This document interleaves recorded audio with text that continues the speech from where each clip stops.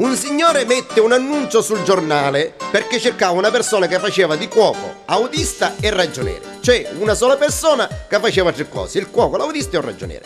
Dopo una pareonna di st'annuncio si presenta uno, dice buongiorno, dice prego, buongiorno, mi dica. Dice guardi, io ho letto l'annuncio sul giornale, lei cerca una persona che fa di cuoco, autista e ragioniere. Ah sì, dice magari me l'aveva scudato, dice s'accomodi. Nunca mi dicesse una cosa, lei come cuoco ha avuto altre esperienze, ha travagliato in qualche ristorante, in qualche trattoria, in qualche podia facendo il cuoco? No, dice veramente come cuoco non saccio fare manco l'uovo fritto. Allora che venne qua come autista? No, come autista parlando con lei, avesse mise che io foglio rosa e mi scanda a chianare sopra la macchina. Allora venne come un ragioniere lei toccava un tasto che non la va a toccare. E perché io che numero sogno scerriato? Scusi, ma allora lei che schifo venne a fare qua?